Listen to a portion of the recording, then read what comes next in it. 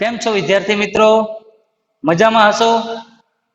आज हम फिर हमारे विषय हिंदी के साथ एक बार मिले हैं और हमारा इकाई नंबर 2, कक्षा 8 का इकाई नंबर 2, और जिसका नाम है ईदगाह। और इसके लेखक प्रेमचंद जी, जिसका परिचय हमने अगले ताश के अंदर लिया था कि महान सम्राट मुंशी प्रेमचंद जी उनका नाम है। और इसी मुंशी प्रेमचंद जी का जन्म वाराणसी उत्तर प्रदेश में लम्ही नामक गांव के अंदर हुआ था। और उनकी जन्म तिथि जो है वो 1880 है। और उसके बचपन का नाम धनपत राय था। जबकि उन्होंने उर्दू में लिखना शुरू किया तो उन्होंने एक उपनाम दिया हुआ था जिसका नाम था नवाब राय। और नवाब राय से जो नाम है उन नाम से उन्होंने उर्दू भाषा में लिखना शुरू किया। जबकि प्रेमचंद जी का जो नाम, जो उपनाम है प्रेमचंद, उस नाम से उन्होंने हिंदी साहित्य के अंदर लिखना शुरू किया था। और उन्होंने मैट्रिक तक शिक्षण प्राप्त किया है।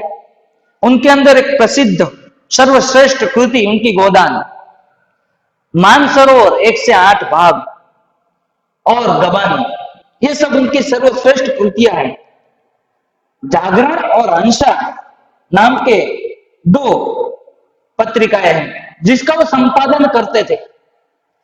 इसीलिए प्रेमचंद जी जो है वो प्रेमचंद की भाषा और बोलचाल की जो भाषा है वो सब निकट है हिंदी के अंदर। और हमारा जो पाठ है ये ईदगाह। तो आइए बच्चों पहले इस ईदगाह के बारे में जान ले कि ईदगाह यानी कि क्या। तो ईदगाह जहां नमाज की जगह है उसको हम ईदगाह कहते हैं। क्या कहते हैं? ईदगाह की नमाज पढ़ने की जगह। ईदगाह यानी कि क्या, इसका मतलब हम लिखते हैं। ईदगाह का अर्थ,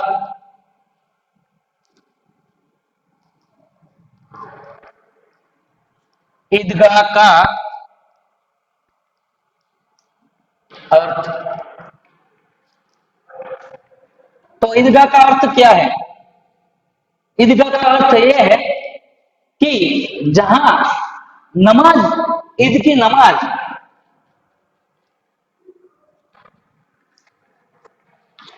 ईदगाह यानी कि ईद की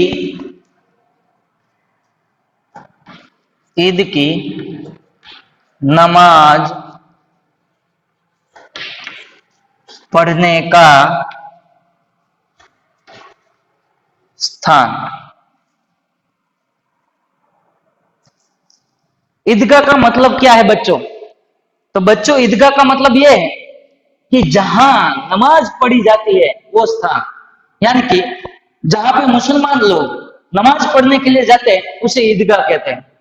तो यहाँ पे ईदगाह, ये प्रेमचंद जी की एक अमर कहानी है जिसके अंदर अमर पात्र दिए गए हैं। हामिद नाम का पात्र है और अमीना नाम के 2 पात्र हैं इसके अंदर ईदगाह के पात्र।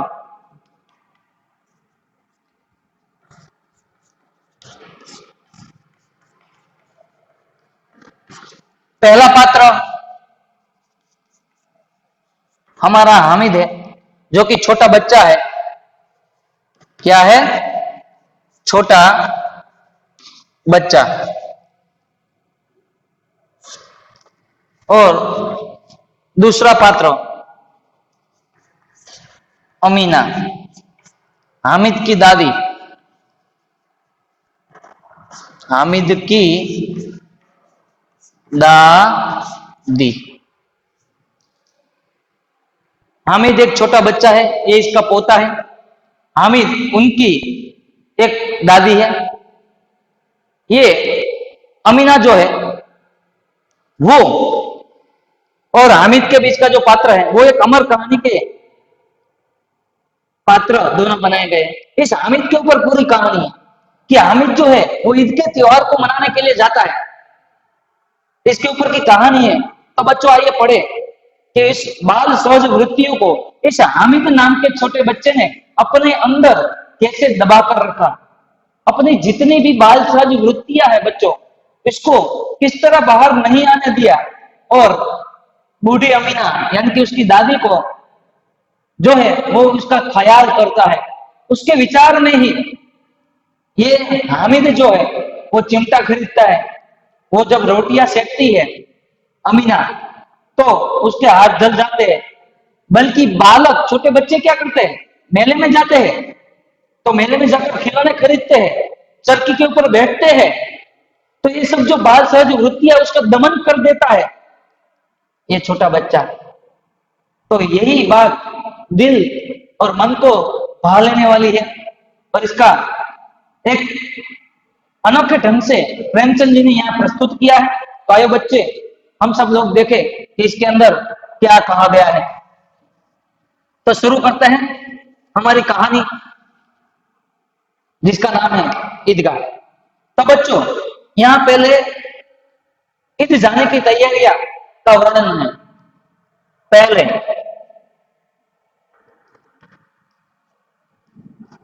ईद की तैयारियां। तो आओ बच्चों देखिए ईद की तैयारियां कैसे होती है। तो रमजान के पूरे 30 रोजे के बाद आई है ईद। रमजान महीना आता है वर्ष में एक बार, साल में एक बार। ये रमजान महीना क्या है, तो रमजान महीना मुसलमानों के वर्ष का 9वां महीना है, यानी कि नया महीना है रमजान।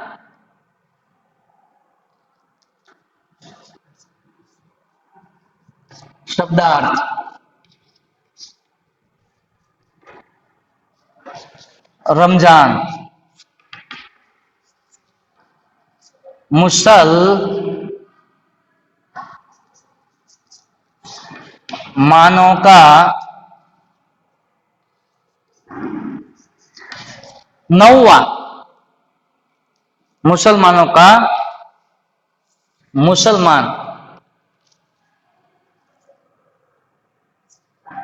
का मुसलमान नहीं पर यहां पे हम लिखेंगे मुसलमानी वर्ष का 9वां महीना। तो बच्चों यहां क्या है, रमजान का मतलब क्या होता है, मुसलमानी वर्ष का 9वां महीना जो है वो रमजान होता है। उसके पूरे 30 दिन होते हैं। कितने दिन होते हैं ईद के, रोजे के 30 दिन रोजा। रोजा यानी कि उपवास, रोजा यानी कि उपवास। जैसे कि हम हिंदू जो लोग हैं वो 11 मनाते हैं, उसी तरह यहाँ रोजे रखे जाते हैं। उसका कुछ टाइम होता है सुबह का, जो आगे आएगा तब हम बात करेंगे। लेकिन यहाँ पे मुसलमानों का एक मजहबी जो फर्ज होता है उसे रोजा कहते हैं। आगे देखते हैं बच्चों, कितना मनोहर, कितना सुहावना प्रभात है। कितना मनोहर यानी कि कितना सुंदर, मनोहर यानी कि सुंदर। कितना मनोहर और कितना सुहावना,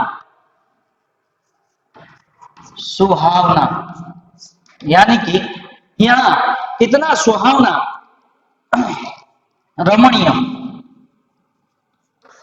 दृश्य जो मन को लुभा जाए ऐसा ये दृश्य, ये प्रभात है खिला हुआ पात्र काल।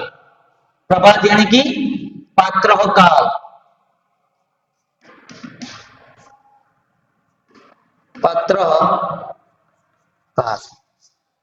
ये पात्रकाल कितना सुंदर, कितना मनोहर और कितना रमणीय है।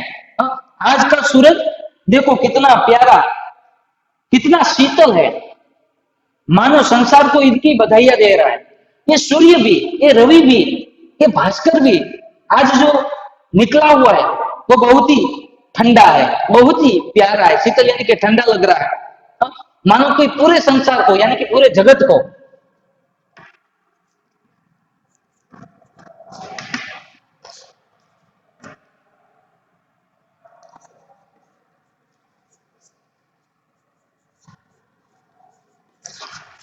पूरे जगत को, पूरी दुनिया को ईद की बधाइयां दे रहा है। उसको इनकी बधाइयां देकर गांव में कितनी हलचल है आज। आज हमारे गांव में कितनी चहल पहल मच रही है, हलचल मच रही है। हाँ, ईदगाह जाने की तैयारियां हो रही है। क्या हो रही है? ईदगाह जाने की तैयारियां हो रही है। कैसी कैसी तैयारियां हो रही है बच्चों? तो आइए देखिए। किसी के कुर्ते में बटन नहीं है, किसी के, हम शर्ट पहनते हैं। मैंने आगे भी कहा कि मुसलमान जो लोग हैं वो पैजामा और कुर्ता पहनते हैं, तो कुर्ते के अंदर बटन नहीं है। और इसी बटन न होने के कारण वो क्या कर रहे हैं? बटन नहीं है, तो फिर बटन न होने के कारण वो पड़ोसी के घर सुई धागा लेने दौड़ रहा है। सुई धागा, सुई यानी कि सुई जो है वो धागे में पिरोकर हमारे जो बटन होते हैं उसको हम टांगते हैं, वो लेने के लिए पड़ोसी के यहाँ दौड़ा जा रहा है। और क्या है? किसी के जूते में कड़े हो गए, कड़े यानी कि कड़क हो जाना, गाढ़ हो जाना जूते, इसीलिए उसने तेल डालने के लिए तेली के पास गया है। अब चमड़ी के जूते होते हैं बच्चों, तो कड़े हो जाते हैं, कठिन हो जाते हैं। कड़ा यानी कि कठिन, कड़ा, कठिन। कैसे हो गए? कठिन हो गए। मानो कठिन हो गए, इसलिए तेल लगाना पड़ता है चमड़े की। कोई भी चीज हो उसको नरम करने के लिए, तो वो तेली के पास भागा जा रहा है। जल्दी जल्दी बेलों को साना पानी दे दो। हाँ, जल्दी जल्दी बेलों को क्या देना है? साना पानी। साना, सानी और पानी यानी कि गाय को, भैंस को दिया जाने वाला चारा, उसकी सामग्री, उसको सारा पानी कहते हैं। इनसे लौटते लौटते दोपहर हो जाएगी, यानी कि हम जब ईदगाह जाकर वहां से वापिस आएंगे नमाज पढ़कर, तो दोपहर हो जाएंगे। तब तक वो क्या करेंगे? इसलिए सानी और पानी दोनों दे दो। 3 कोस का पैदल रास्ता है, फिर सैकड़ों आदमियों से मिल बैठना है। कितना? 3 कोस। 1 कोस बराबर 1.5 किलोमीटर, ऐसा 3 कोस का रास्ता है। तो ये 3 कोस का जो रास्ता है वो हमें तय करना है। तय करना है यानी कि वहां से गुजरना है, और वो भी पैदल। हमारे पास कुछ है नहीं, ना बैलगाड़ी है, और ना गाड़ी है, ना 4 व्हीलर है भाई, पैदल जाना है 11 नंबर की बस से। तो फिर सड़क, हाँ, फिर सैकड़ों, एक नहीं हजारों, सैकड़ों आदमी से मिलना बैठना है। मिलना बैठना यानी कि प्यार से गले लगाना आदमियों को, यानी कि इंसानों को। इंसान ईद के दिन क्या करते हैं? जैसे हम, हमारा नया वर्ष आता है तो हम राम राम करते हैं, फिर एक दूसरे को मिल बैठते हैं।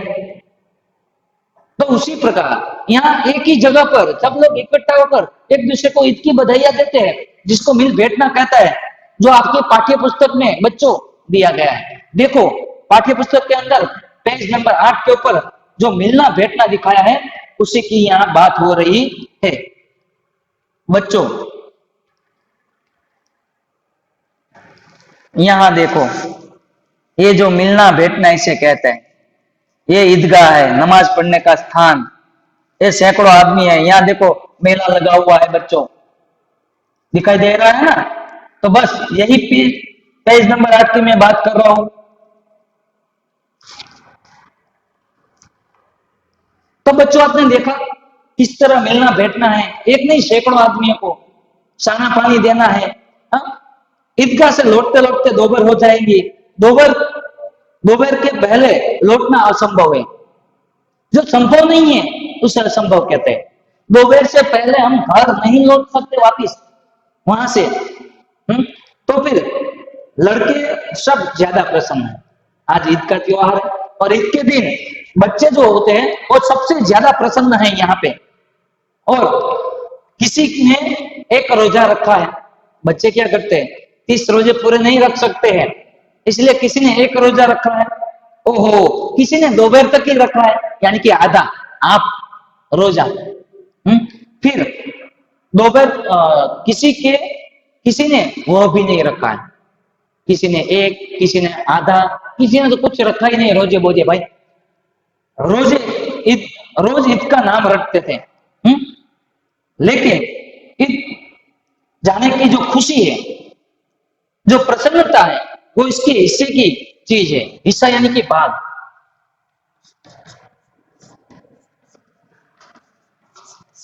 हिस्सा यानी कि हाँ, आज ईद का त्योहार है और ईद का त्योहार सिर्फ बच्चे और बूढ़ों के लिए नहीं, सिर्फ युवा और बूढ़ों के लिए नहीं है, बच्चों के लिए भी इतना ही ये ईद का त्योहार महत्व रखता है। हाँ, इसीलिए ईद जाने की खुशी इनके चीज की एक भाग बन चुका है। रोजे बड़े और बूढ़ों के लिए होंगे, हमारे लिए तो सिर्फ ईद का त्योहार है। हाँ, इनके लिए तो बस ईद है, हमारे लिए तो बस ईद ही हमारा महत्व है, इसका त्योहार ही। रोजे ईद का नाम रखते थे, एक दिन नहीं, रोज। पापा ईद कब आएगी, अम्मा ईद कब आएगी, ये जो हर रोज एक नाम अपने अंदर रटते रहते थे। ईद कब आएगी, रोजे कब होंगे। हाँ? जिसके कारण बच्चों को क्या मिलेगा, ईद के जगह जाने मिलेगा, मेले में जाने को मिलेगा, और खिलौने खेलने के लिए वो लेंगे, चरखी में बैठेंगे, मजा लेंगे। इसीलिए इनके लिए ईद महत्व का त्योहार है बच्चों के लिए। और आगे कहते हैं, जल्दी पड़ी है, जल्दी पड़ी है कि लोग ईद के लिए क्यों नहीं चलते हैं। आज जल्दी है, उतावलापन है एक अंदर बच्चों में। अरे भाई, आज ईद के लिए क्यों कोई निकल नहीं रहा है, चलो चलो जल्दी जल्दी जाना है। उसकी अपनी जेबों में कुबेर का भंडार है। धन का स्वामी जो है कुबेर, धन का मालिक, वो आज उसकी जेब के अंदर भरा पड़ा हुआ है। जेब यानी कि उसके जो कमीज है उसकी जेब, एक गुजराती में આપણે ખિસ્સું કહીએ, આ એની વાત છે। हाँ, उसकी जेबों में कुबेर का भंडार यानी कि रुपयों का जो भंडार होता है वो भरा हुआ है, खजाना। धन भरा हुआ है यानी कि पैसे भरे हुए हैं। बार बार जेब से निकाल कर अपना खजाना, बार बार जेब से अपना खजाना निकाल कर गिनते हैं। क्या करते हैं, एक बार नहीं, बार बार निकाल कर गिनते हैं। क्या, खजाना यानी कि भंडार। और खुश होकर फिर उसे रख देते हैं। क्या करते हैं, निकालते हैं, देखते हैं, गिनते हैं, फिर खुशी के मारे जेब के अंदर रख देते हैं। तो यही बात यहाँ बच्चों के लिए है, उसकी खुशियों की बात है कि हमारे पास 3 पैसे है, हमारे पास 2 पैसे है। पैसों का मतलब कि उस जमाने की बात है जब सब लोग गरीब थे, इसीलिए पुराने जमाने की बात है। किसी के पास इतने पैसे नहीं थे कि 500 रुपये हो, 100 रुपये हो, 5000 रुपये हो, 200 रुपये हो, इतने रुपये किसी के पास नहीं थे। उस जमाने की यह बात है।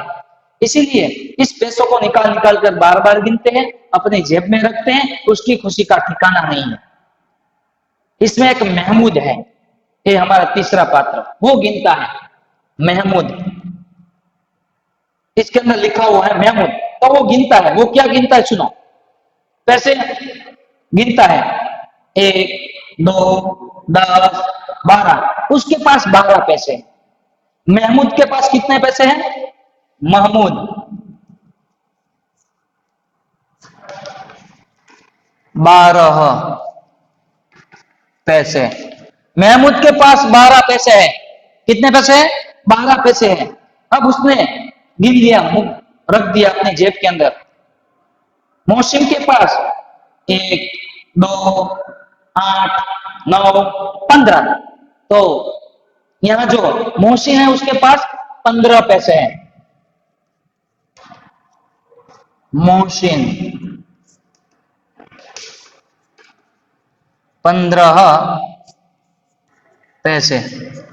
मोहसिन के पास कितने पैसे निकले, 15 पैसे निकले। फिर कौन गिनता है, महमूद ने गिन लिया, मोहसिन ने गिन लिया। इन्हीं अनगिनत, जिसको गिना ना जा सके, ऐसे अनगिनत पैसों से अनगिनत चीजें लाएंगे। जिसको गिना नहीं जाता, इतने इसके पास पैसे है अनगिनत, और इस पैसों से गिनी ना जा सके इतनी चीज वस्तुएं, यानी कि खिलौने लेकर वापिस आएंगे। फिर क्या है, खिलौना, मिठाइयां, गेंद और न जाने क्या क्या, उसके नाम भी दे दिए। खिलौने लाएंगे, मिठाइयां लाएंगे, गेंद लाएंगे और न जाने क्या क्या ये चीज वस्तुएं लेकर वो वापस आने वाले हैं। और सबसे ज्यादा प्रसन्न है हमारा पात्र हामिद। हमारा पात्र जो हामिद है वो सबसे ज्यादा प्रसन्न है। अब हामिद का वर्णन यहाँ पे दिया गया है। क्या दिया गया है नंबर 2 पे?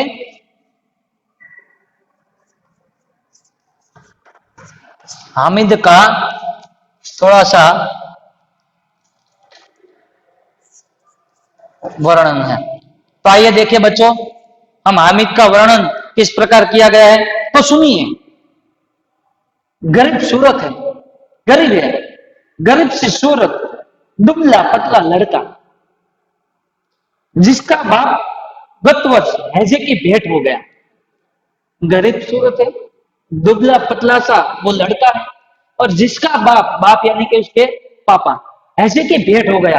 हैजा यानी कि कोलेरा का जो रोग है वो, जिसमें जिसके अंदर उल्टी होने लगती है, हैजा चल बसता है, उसे कहते हैं कोलेरा, हैजे।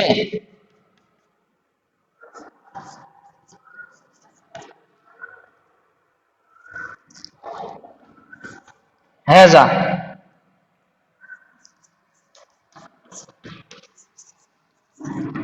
भयंकर रोग, गुजरातीમાં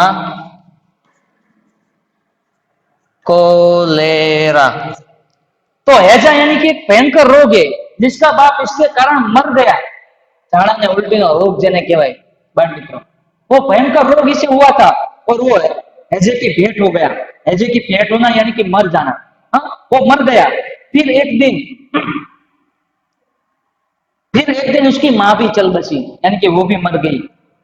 अब हामिद अपनी बूढ़ी दादी अमीना के गोद में और उतना ही प्रसन्न है। अब अमीना अमीना जो हमने पात्र देखा था, उसकी गोद के अंदर खेल रहा है। अब वही उसकी एक माँ है, जो दादी है वही उसकी यहाँ पे माँ है। तो ऐसा गरीब सी सूरत, पतला दुबला पतला सा हमारा हामिद है। हाँ, अब हामिद के पाँव में जूते नहीं है, देखो गरीब है, इसकी गरीबी का वर्णन है। पाँव में जूते नहीं है, सिर पर पुरानी टोपी है, नई नहीं है पुरानी। हाँ, और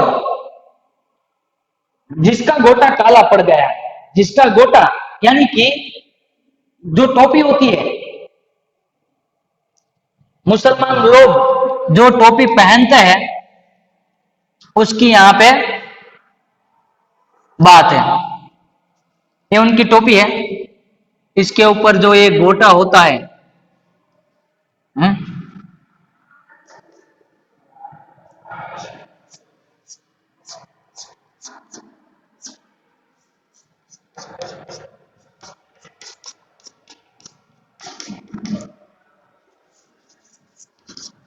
टोपी, इसे कहते हैं गोटा। ये जो ऊपर का गोटा है बच्चों, देखो ये टोपी है जो मुसलमान लोग अपने सिर पर लगाते हैं। इसके अंदर एक बारीकी से गूंथी हुई जो ऊन से बनाई गई होती है, उसका जो ऊपर का गोटा है, ऊन से बनाया गया गुच्छा, वो काला पड़ गया है, यानी कि पुराना हो गया है।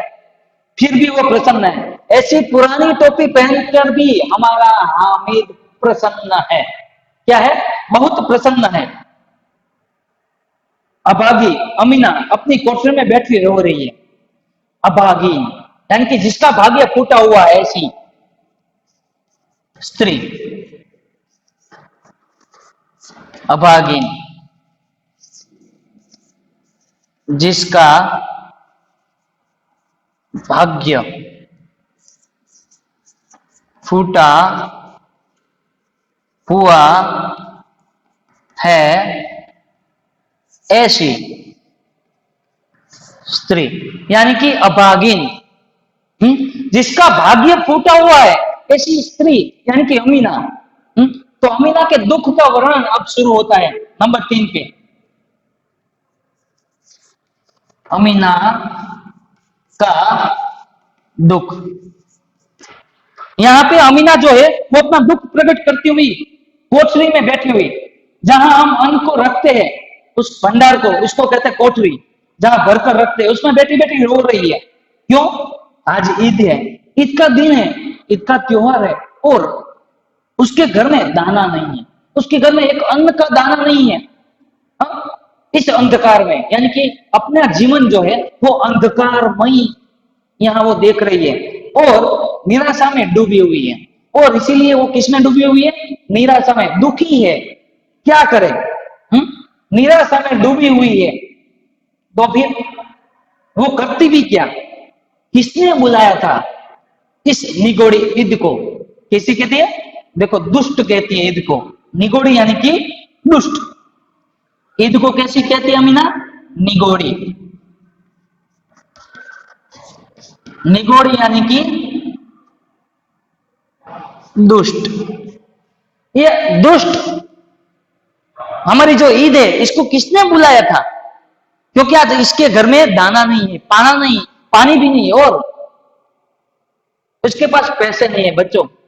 इसीलिए वो ईद को कोस रही है, उसको गालियां दे रही है, उसको डांट रही है। क्या करे? आमीना का दिल कचोट रहा है। दिल कचोटना, दुख, दिल में दुख होना। यहां पे लिखते हैं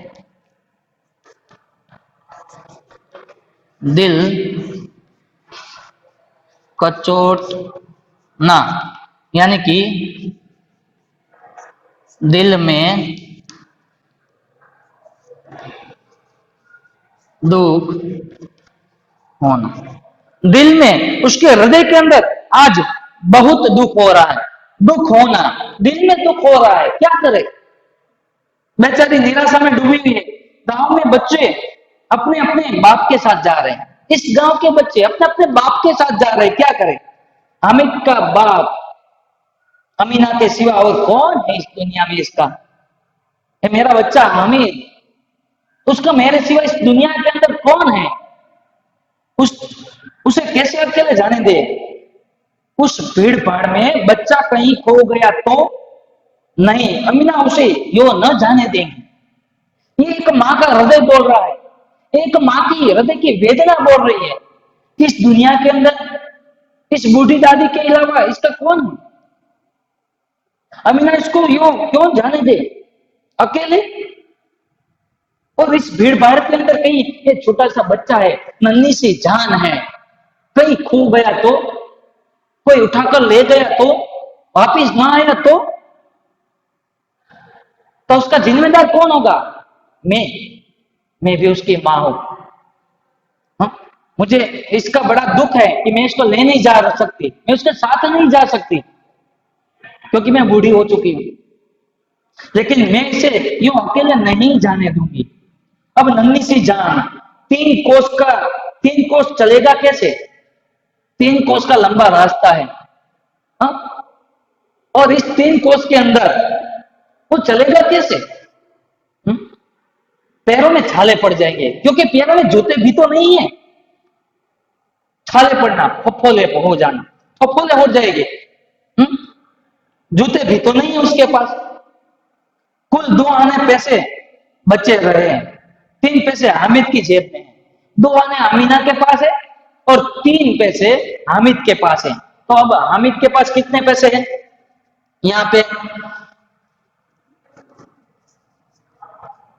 हामिद के पास 3 पैसे हैं, आमीना के पास 2 पैसे हैं। तो इसी तरह कुल मिलाकर 5 पैसे हैं। 5 अमीना के बटुआ में है। हम्म? कुल 2 आने पैसे हैं। देखो, कुल 2 आने पैसे, उसमें से 3 हामिद के पास और 5 पैसे, सॉरी, 5 पैसे उसके बटुए के अंदर है। यानी कि कुल मिलाकर 2 आने का कितना होता है? 8 पैसे, यानी कि 2 आना। हाँ? 1 आना बराबर 1 पैसा। हाँ, सॉरी, 4 पैसा बराबर 1 आना। यहाँ पे हिसाब आपको करवा देता हूं कि 4 पैसा बराबर 1 आना। और यहाँ पे 8 पैसा, 8 पैसा बराबर 8 आने। 8 पैसा बराबर कितने होंगे? एक, हाँ, 2 आने होंगे। 1 आना यहाँ पे, 2 आने। अब इस 8 पैसे में से 3 इसके पास है, और 5 अमीना के पास है, हो गए 8 पैसे। तो इस तरह 4 आने बराबर, इसी तरह 1 आना, 2 आना, ऐसे 4 आने बराबर 1 रुपया होता है। इतनी गरीबी थी बच्चों, 4 आने बराबर 1 पैसा, इतनी गरीबी हमारे पास थी उस वक्त। क्या करें?